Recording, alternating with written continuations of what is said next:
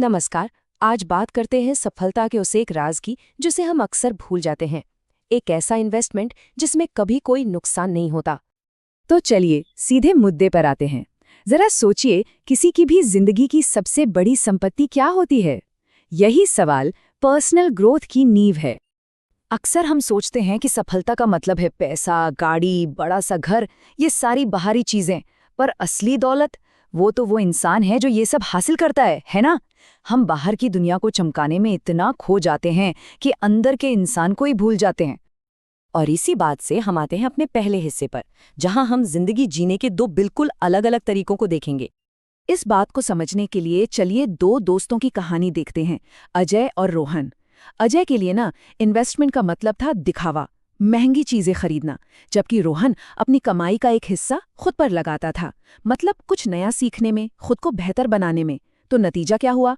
कुछ साल बाद अजय तो वहीं का वहीं खड़ा था और रोहन, उसकी तरक्की तो देखने लायक थी। तो ये आत्मनिवेश या सेल्फ इन्वेस्टमेंट आखिर है क्या, जिसने रोहन की जिंदगी बदल दी? देखिए, इसका सीधा सा मतलब है अपनी कीमत बढ़ाना। असली दौलत किसी के हुनर, उसके तजुर्बे और उसकी सोच में छिपी होती है। जैसे एक मजबूत इमारत के लिए एक मजबूत नींव चाहिए होती है, ठीक वैसे ही एक कामयाब जिंदगी के लिए भी एक ठोस नींव जरूरी है। और वो नींव क्या है? हमारा मन और हमारा शरीर। और ये नींव टिकी है दो बहुत जरूरी पिलर्स पर, जो हर तरह की ग्रोथ को सपोर्ट करते हैं। पहला पिलर है मानसिकता, यानी माइंडसेट। इसका एक सीधा सा नियम है, जैसा कोई सोचता है वैसा ही बन जाता है। अगर किसी ने अपनी सोच को ही बांध लिया तो तरक्की भी वहीं रुक जाती है।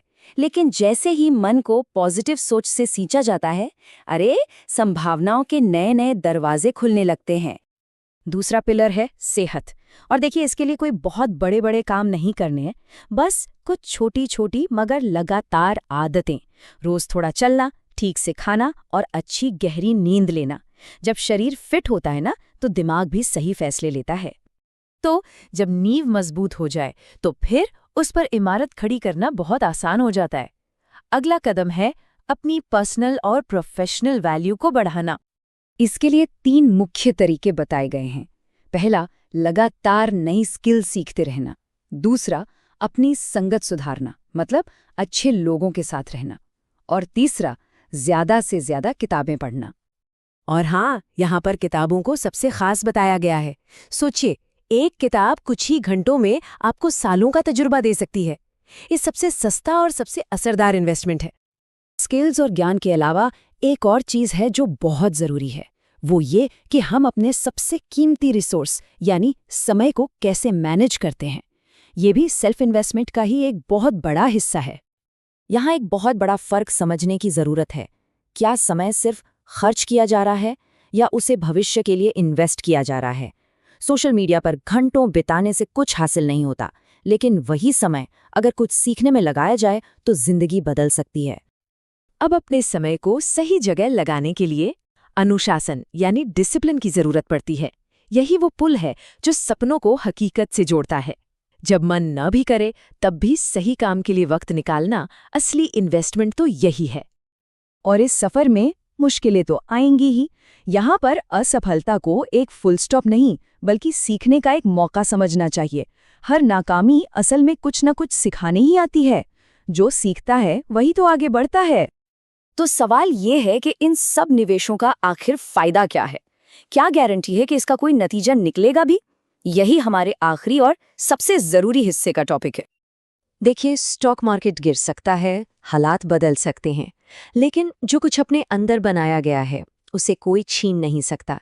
ये एक ऐसी दौलत है जो हमेशा साथ रहती है। ये अंदरूनी दौलत मन की शांति, इमोशनल इंटेलिजेंस और मजबूत आत्मविश्वास जैसे पिलर्स पर टिकी होती है। और एक बात याद रखिए, एक शांत मन ही सबसे अच्छे और सही फैसले ले सकता है। और सबसे अच्छी बात क्या है पता है? कि इसके लिए कभी भी देर नहीं होती। कोई नई जिंदगी उसी पल शुरू होती है जब कोई इंसान खुद में इन्वेस्ट करने का फैसला करता है। बस एक फैसला। तो आखिर में सारी बातें घूम फिरकर एक ही पावरफुल सेंट्रल आइडिया पर आकर रुकते हैं। हमेशा याद रखिए, किसी की भी सबसे बड़ी पूंजी वो इंसान खुद है।